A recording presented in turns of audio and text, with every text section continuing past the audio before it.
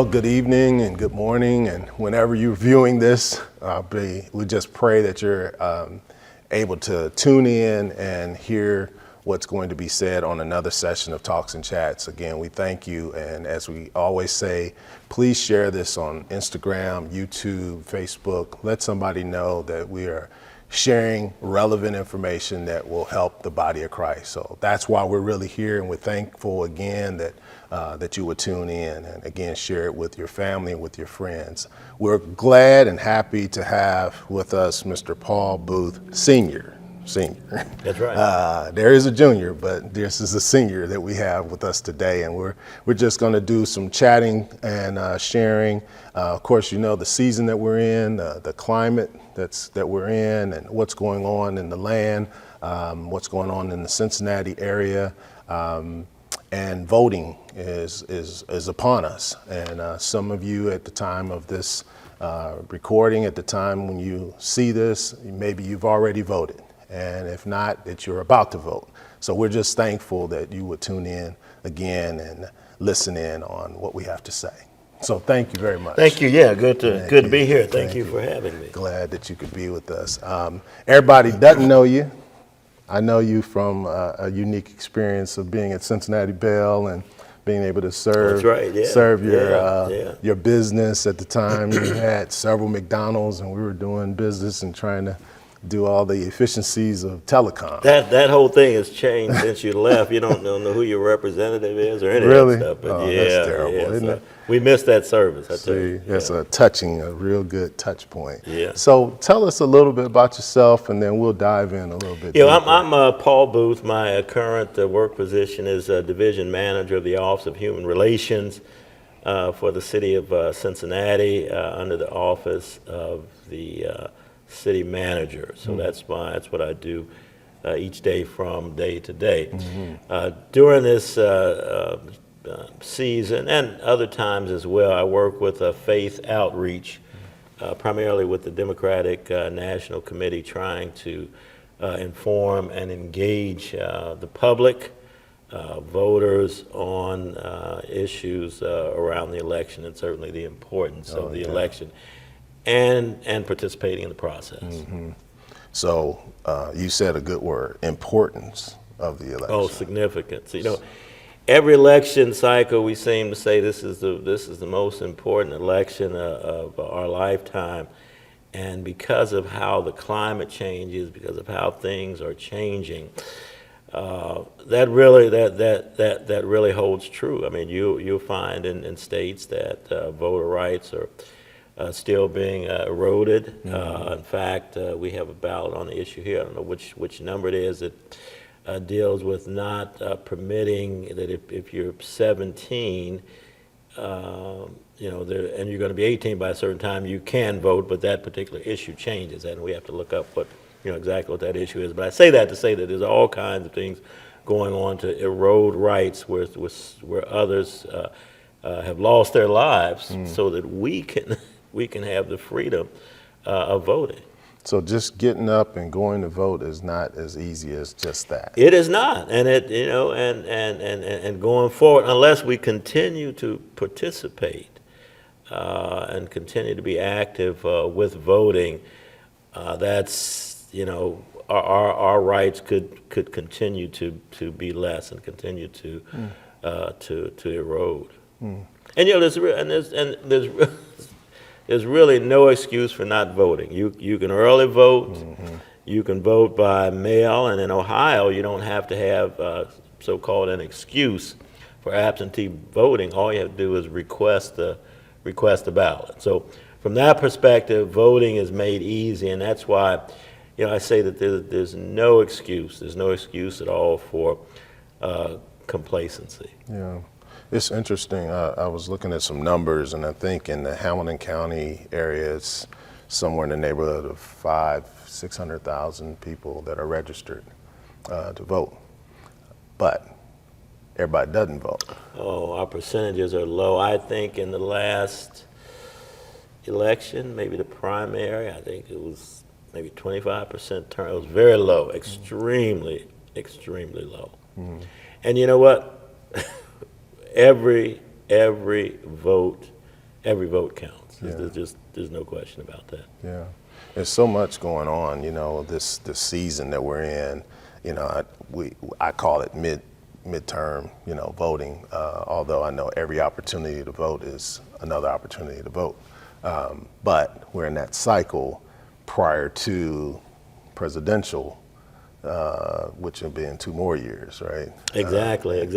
And you know what, we don't want to downplay the importance of midterm elections, because the midterm elections sort of determine, or they really do determine, what happens in the presidential cycle as well. So yeah, these midterms are extremely important, and again, we can't underscore just getting out there and casting your vote.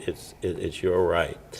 I had the privilege of meeting and working with Congressman John Lewis across the years, and most of the viewers, people who are tuning in, know his story and all that he has gone through to make sure that democracy rules and reigns, and all that he went through for the right to vote. He and others as well. I mean, he literally almost lost his life. Yes. On the Edmund Pettus Bridge, just fighting for something that should be a basic right for all of us. And I really want to reach out to younger voters. Yes. That age group that really doesn't want to participate for one reason or the other, and you stand to. I think you had Congressman Ms. Reese, Commissioner Reese, on the program. Mm-hmm. And not voting, I think she says you stand to lose everything. So that non-vote,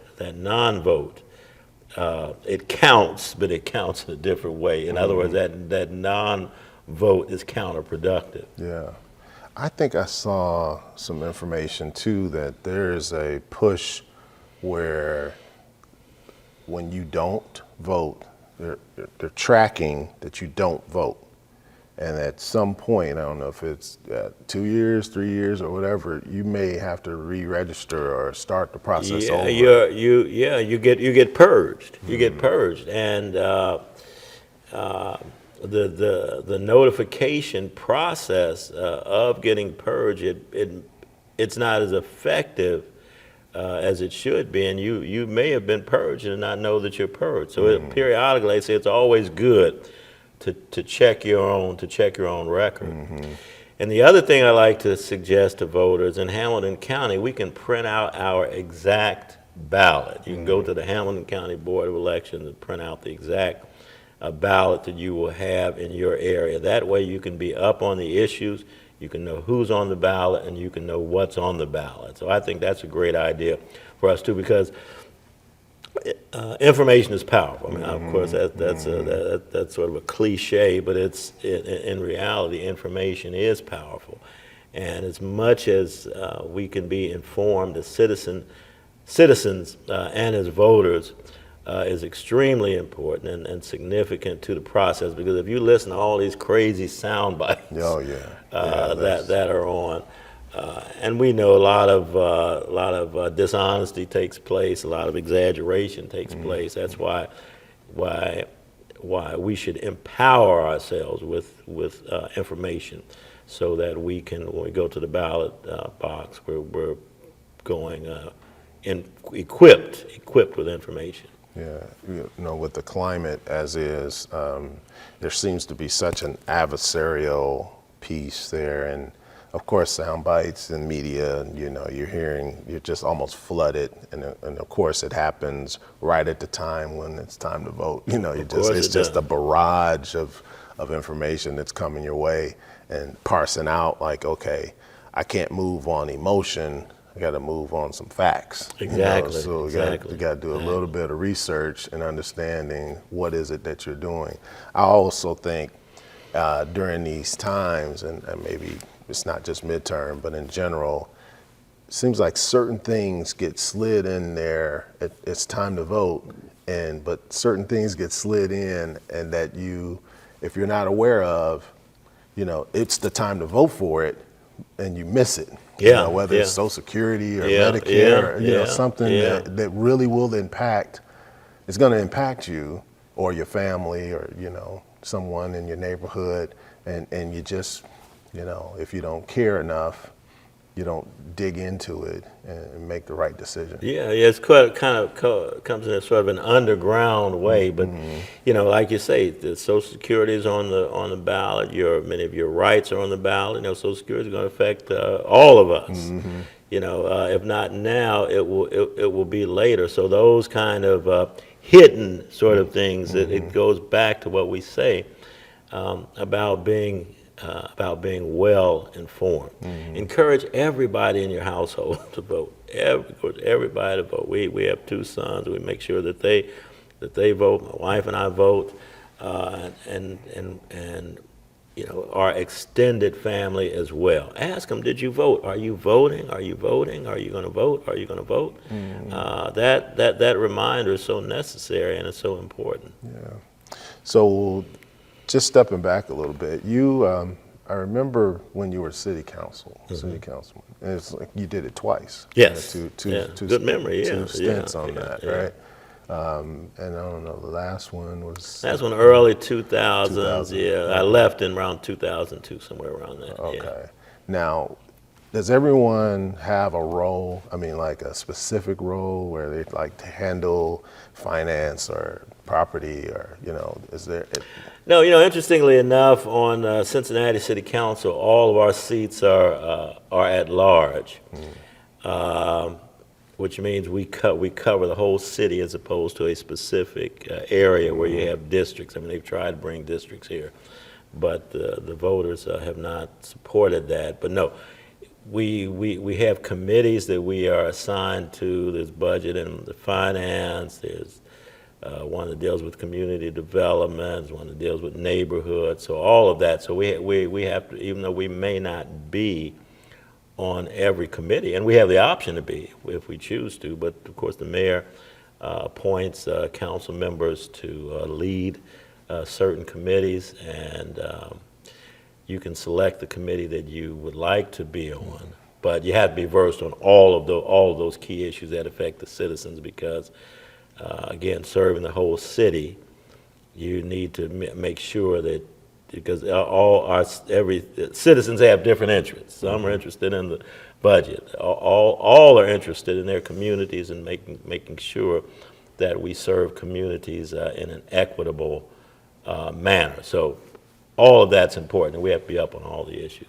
I remember, I think I read somewhere where you did property management. Yes, yeah. I Okay. started out in property management when I left Morehouse and came back to Cincinnati. That was my first area of work, was property management. My brother and I had a firm together. We were managing primarily federally subsidized housing for individuals with low income. I did that for a number of years before I spun off into going into the political arena. Yeah, I bring that up because our pastor's in this series now on unclaimed packages, and he's calling it that, but he's really thinking about, there's land and territory and things that the body of Christ has yet to possess, and in some ways without information. And so our people perish for lack of knowledge, right? So things are happening underneath your nose.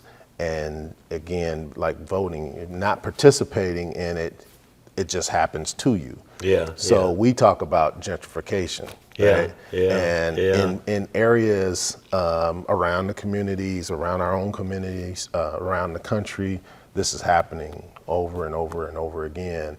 And I mean, I don't have a problem with it per se, except for the displacement of people, and they don't get a chance to participate in the gentrification. It's like they're being excluded. So whether you have property that you own, lease, rent, whatever you do, that property is going to another community. It seems like it's leaving the African American community just fast, quickly, and strategically. And I wondered your thoughts on that, because I mean, it's happening around here. It is. Obviously. It is happening, and that's something that our leaders and really the public needs to get their arms around. That's another reason for participation in the process. Go to City Hall and make your voices heard when these decisions come up. But if we look at our communities as you know, we used to call it urban renewal. Now we call it the community development, community improvements. But as these improvements come into our community, yes, it improves the tax base of the city, but it pushes our citizens out. So somehow we have to strike a balance between progress and making sure that we have a strong and a good relocation process in place, so that the individuals that are displaced, that they have adequate housing and they can have housing that they can afford. Because as these improvements take place, it pushes us out because it drives up the rents and all of that in communities that generations before us, and I'm talking about African American communities, grew up in. The landscape has changed. I grew up in Avondale. Avondale is not the community that it once was because of what? Because of this what we call progress. But as citizens, we have a stake in this. We have a right to make our voices heard. Every citizen should know who serves them. You should know your council members. You should know your state representative. You should know who your governor is. I'm saying all areas, city, state, local, and federal. But you'd be surprised. You would be surprised, and I'm talking about the city of Cincinnati. People that you talk to, many of them don't know who's on city council. And they're serving you. You're paying, you're paying this, so you're as a tax-paying citizen, you're paying the salary of everyone who works for the city, from the mayor to the council to the police to the fire, everyone. So and you are entitled. You have certain rights as a citizen to make sure that you and your family are being well served. That you and your family are safe. Yeah. See, it's I think the out of sight, out of mind. It's like in my home, I don't see city council. Or in my home, in my day to day, I don't have interaction with decisions that are being made, unless it's a direct impact. If I feel it direct or maybe even indirect. But if I don't feel it, I'm not really pressed about what they're doing down there. That's, they're hired, even though you don't think about, your tax dollars are paying. Like, no, they're hired to do that, just not understanding the impact that you can make, like the vote, the decisions that are made, the voice that you have, whether it's in the community, wherever, participation in that versus allowing it to happen directly to you. Well, and